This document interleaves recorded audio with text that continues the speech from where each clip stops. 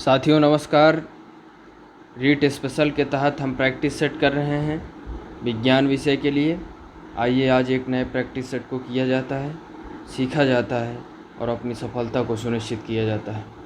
आइए देखें। सड़क पर चलने की अपेक्षा बर्फ़ पर चलना कठिन होगा क्योंकि क्या है कि सड़क तो ठोस अवस्था में ही रहेगी, बर्फ़ पिघलती रहेगी, तो बर्फ़ में सड़क की अपेक्षा घर्षण कम होता है, यानी फ्रिक्शन कम होता है।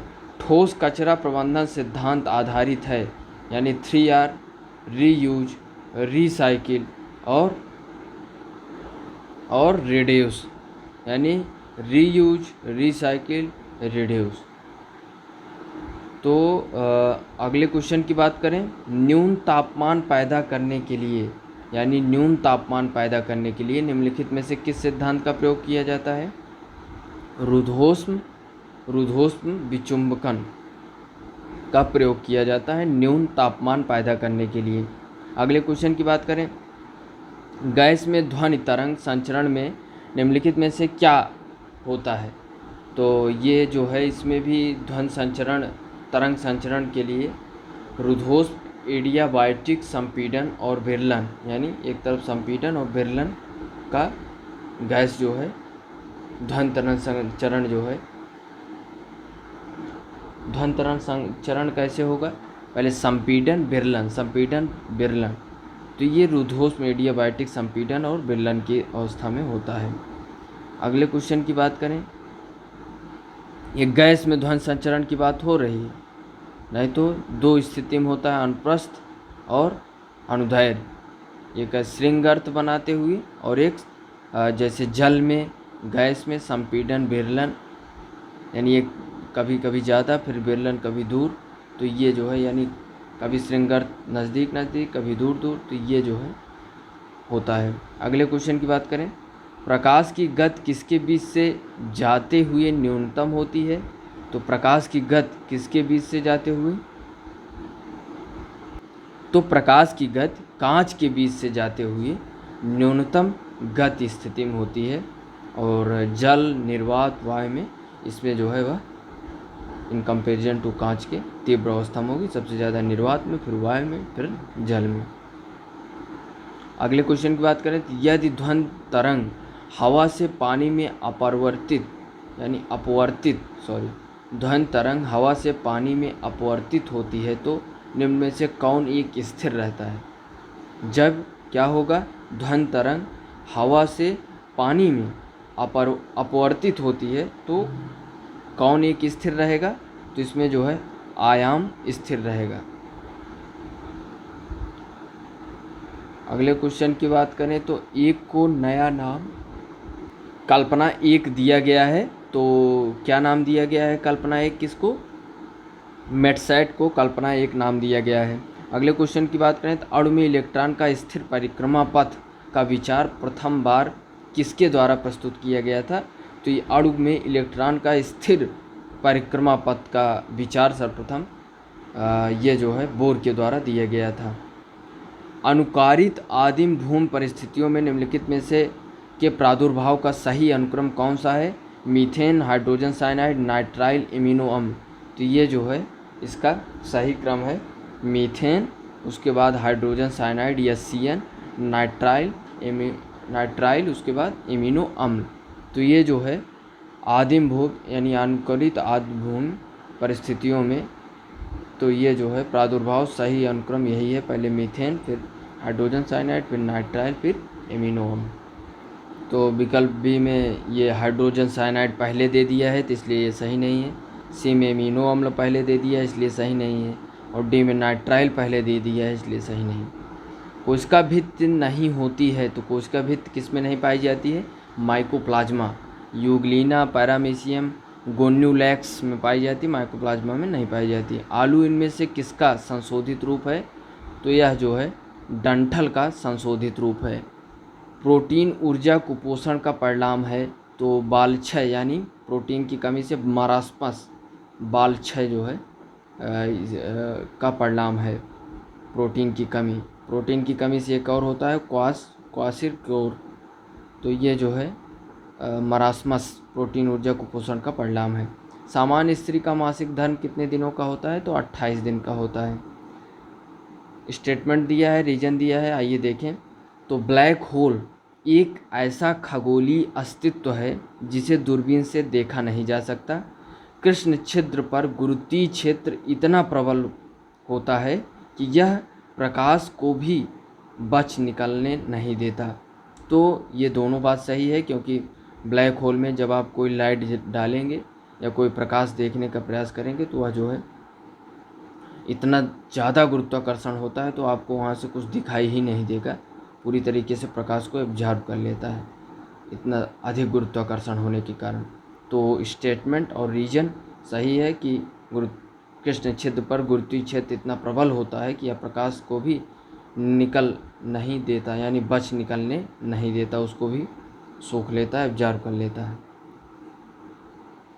अगले क्वेश्चन की बात करें। उच्च प्राथमिक स्तर पर विज्ञान पाठ्यचर्या की संज्ञानात्मक वैधता की यह मांग है कि, आइए देखें कौन सी मांग है। उसे शिक्षार्थियों की आयु की दृष्टि से उपयुक्त और बोधन स्तर की पहुंच के भीतर होना चाहिए। उसे वैज्ञानिक रूप से सही विषय वस्तु संप्रेषित करना चाहिए।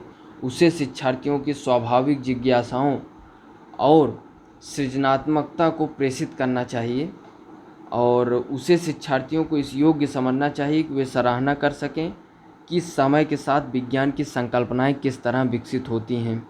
तो उच्च प्राथमिक स्तर में विज्ञान पाठ्यचर्या की संज्ञानात्मक वैधता उसे शिक्षार्थियों की आयु की दृष्टि से उपयुक्त और बोधन स्तर की पहुंच के भीतर होना चाहिए। तो ये उच्च प्राथमिक स्तर की संज्ञानात्मक वैधता का सही विकल्प ए हो जाएगा।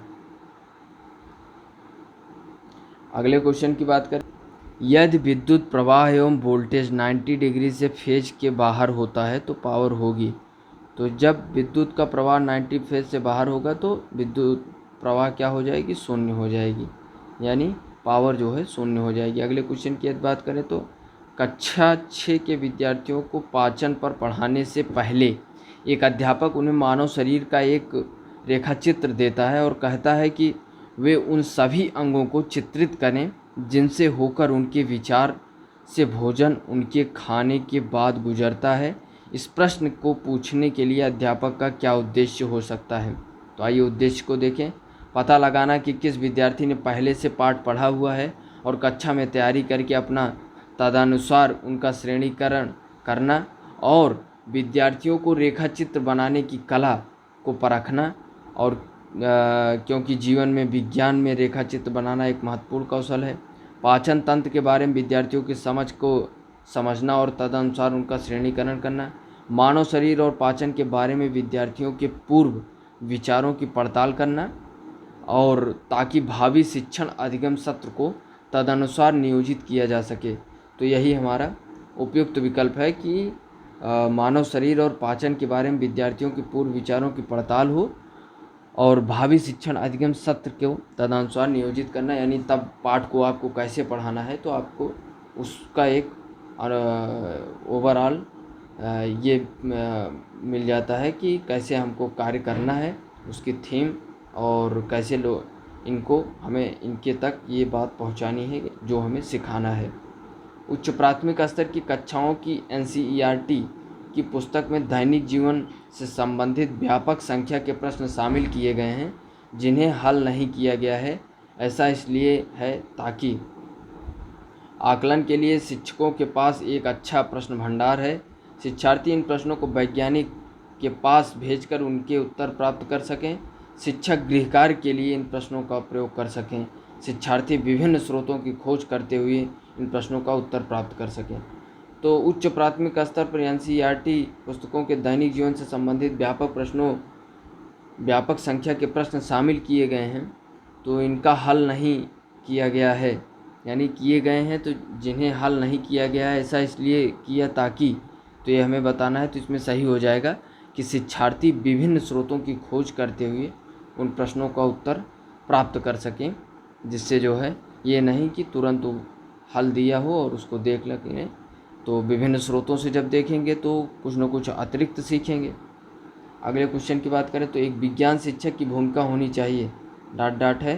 तो छात्रों को उत्पाद आधारित शिक्षण अधिगम पर्यावरण प्रदान करना, सृजनात्मक विचारों को रटने के अभ्यास में छात्र का मार्गदर्शन करना, उच्च संज्ञानात्मक क्षमताओं वाले प्रश्नों के निर्माण के लिए सभी छात्रों को प्रेरित करना, छात्रों को प्रचुर विभिन्न सीखने के अनुभव को प्रदान करना, तो यही उपयुक्त विकल्प हो जाएगा। किसी चुंबक को लौह रेतन तथा सल्फर पाउडर के मिश्रण में फिराया गया, प्रेक्षण करने पर यह पाया गया कि, तो क्या पाया गया, केवल लौह रेतन के समान रूप से चुंबक के दोनों ध्रुवों की ओर आकर्षित होती है। तो जब किसी चुंबक को लौह रेतन तथा सल्फर पाउडर के मिश्रण में फिराया गया तो जो लौह रेतन के समान रूप से चुंबक के दोनों ध्रुवों यानी नॉर्थ पोल साउथ पोल की ओर आकर्षित होती हैं, तो ये जो है एक चुंबक की स्वाभाविक क्रिया होती है जब उसको लौह रेतन और सल्फर पाउडर के मिश्रण में फिराया जाए। किसी चुंबक में जो है उसकी जो है क्षमता कम हो गई हो, तो जब लौह रेतन और फास्फोरस की सहायता सल्फर की सहायता ली जाती है तो उसमें ऑटोमेटिक चुंबकत्व की शक्ति बढ़ जाती है। अगले क्वेश्चन की बात करें तो वर्तमान तकनीकी युग में निम्नलिखित में से कौन सी प्रविधि विज्ञान शिक्षण के लिए उपयोग की जाती है? तो योजनाबद्ध अनुदेशन, दल शिक्षण, कंप्यूटर सहायतित शिक्षण, उपयुक्त सभी। तो तकनीकी युग में जो है तो कंप्यूटर सहायतित शिक्षण जो है प्रक्रिया अपनाई जाती है विज्ञान शिक्षण के लिए। अगले क्वेश्चन की बात करें तो विज्ञान शिक्षण में परियोजना पद्धति के लिए सबसे ज़्यादा उपयुक्त है। तो सबसे ज़्यादा उपयुक्त विद्यार्थियों के तर्क कौशल को दृढ़ करना, कार्य करने की वैज्ञानिक पद्धति को बढ़ावा देना, विज्ञान में आधारभूत संकल्पनाओं की समझ को बढ़ावा देना, विद्यार्थियों की अंक संबंधी अंकीय योग्यताओं को समुन्नत करना। तो कार्य करने की वैज्ञानिक पद्धति को बढ़ावा देने में ये जो है विज्ञान शिक्षण में परियोजना पद्धति के लिए सबसे ज़्यादा उपयुक्त है। अगले क्वेश्चन की बात करें, सोमिया अक्सर अपनी कक्षा 7 के विद्यार्थियों को क्षेत्र भ्रमण पर लेकर जाती है। तो इसके उद्देश्य क्या हो सकते हैं, यानी उसका उद्देश्य क्या है? तो उसका उद्देश्य हो सकता है कि यह विद्यार्थियों को ठोस अनुभव प्रदान करता है, वह उन्हें इस पर प्रोजेक्ट और दत्तकार गठनात्मक आकलन के लिए दे सकती है, वह विद्यार्थियों के प्रक्रमण कौशलों का विकास कर सकती है, या उसके शिक्षण समय को बचाता है। तो ABC सही है और यह डी गलत है, डी ऑप्शन, क्योंकि उसके शिक्षण समय को बचाता है, तो इसमें ये गलत रीजन है। विज्ञान में निम्नलिखित में से किसके द्वारा सीखने में कमी का पता लगाया गया? अवधारणा मानचित्र, वर्णन अभिलेख, पोर्टफोलियो, सत्र, अंतर, उपलब्धि परीक्षण। तो विज्ञान द्वारा सीखने में कमी का पता लगाया गया अवधारणा मानचित्र, वर्णन अभिलेख और पोर्टफोलियो के माध्यम से सीखने की कमी को पता लगाया गया। तो अगले क्वेश्चन की बात करें तो पृथ्वी अपने कक्ष में लगभग 4400 किलोमीटर प्रति घंटे की गति से घूमती है। इस तेज गति को हम अनुभव क्यों नहीं करते हैं? तो पृथ्वी के आकार की अपेक्षा हम बहुत छोटे हैं। अपने कक्ष में पृथ्वी की गति की अपेक्षा हमारी गति शून्य है। संपूर्ण सूर्यमंडल भी चलायमान है। पृथ्वी का गुरुत्वाकर्षण निरंतर हमें पृथ्वी के केंद्र की ओर खींचता है। तो इसमें सही है कि अपने कक्ष में पृथ्वी की गति की अपेक्षा हमारी गति शून्य है। अगले क्वेश्चन की बात करें तो यदि पृथ्वी का गुरुत्वाकर्षण बल अचानक लुप्त हो जाता है तो निम्न में से कौन सा परिणाम सही होगा? वस्तु का भार शून्य हो जाएगा परंतु द्रव्यमान वही रहेगा। जब पृथ्वी का गुरुत्वाकर्षण बल अचानक लुप्त हो जाता है तो उसका परिणाम, क्योंकि जो है W बराबर mg, तो उसमें जो है ग्रेविटी रहेगी, द्रव्यमान तो वही रहेगा, ग्रेविटी जो है शून्य हो जाएगा, तो वस्तु का भार जो है शून्य हो जाएगा। अगले क्वेश्चन की बात करें, कौन सा कथन सही नहीं है? तापमान के बढ़ने पर वायु में ध्वनि का वेग बढ़ता है। तापमान के बढ़ने पर, तो जब तापमान बढ़ता है तो उसमें जो है वायु का वेग क्या होगा? तापमान जब बढ़ेगा तो वायु में ध्वनि का वेग बढ़ता है। वायु में ध्वनि वेग दाब पर निर्भर नहीं करता। आर्द्रता के बढ़ने पर वायु में ध्वनि वेग कम हो जाता है जबकि बढ़ जाता है। तो आयाम तथा आवृत्ति के परिवर्तन से वायु में ध्वनि वेग प्रभावित नहीं होता, आयाम तथा आवृत्ति के परिवर्तन से। तो इसमें जो है विकल्प सी सही हो जाएगा, क्योंकि आर्द्रता के बढ़ने पर वायु में ध्वनि वेग अधिक हो जाता है, ना कि कम। कमरे में रखे रेफ्रिजरेटर का दरवाज़ा यदि खोल दिया जाए तो क्या होगा? आप अंततः कमरे को थोड़ा गर्म कर सकते हैं या गर्म पाएंगे। ये नहीं कि रेफ्रिजरेटर ठंडा करता है तो यदि उसको खोल दिया जाए तो वो ऑटोमेटिक ज़्यादा क्या होगा कि कमरा भी ठंडा हो जाए, तो ऐसा नहीं होता, कमरा गर्म हो जाएगा। अगले क्वेश्चन की बात करें। लाइकेन वे जीव हैं जिनमें कवक के साथ क्या पाया जाता है? तो कवक के साथ उसमें क्या पाया जाता है? जीवाणु, विषाणु, शैवाल और प्रोटोजोआ। तो लाइकेन वे जीव हैं जिनमें कवक के साथ शैवाल पाए जाते हैं। अगले क्वेश्चन की बात करें तो लोलक जो घड़ियाँ हैं गर्मियों में क्यों सुस्त हो जाती हैं? तो इसमें क्या है कि लोलक की लंबाई बढ़ जाती है, जिसमें इकाई दोलन में लगा हुआ समय क्या हो जाता है? बढ़ जाता है। तो इकाई दोलन में लगा समय जब बढ़ जाएगा तो गर्मियों में उनकी क्या होगी? लंबाई जब बढ़ जाती है तो उनका दोलन समय ज़्यादा लगेगा और लगेगा कि सुस्त है, और जबकि ठंडे में यही गति तीव्र लगेगी क्योंकि उसका क्या होता है? लंबाई घट जाती है। तो ये रहा रीट स्पेशल के तहत हम साइंस सब्जेक्ट का प्रैक्टिस सेट किए, और आगे भी हम साइंस के लिए प्रैक्टिस सेट करते रहेंगे। आप जुड़िए और सीखने का प्रयास हम करते ही रहेंगे, क्योंकि सीखना हमारा जीवन पर्यंत चलने वाली प्रक्रिया है, और जीवन पर्यंत चलने वाली प्रक्रिया को हम बहुत ही अच्छे तरीके से आत्मसात करते हुए आगे बढ़ेंगे। धन्यवाद। जय हिंद।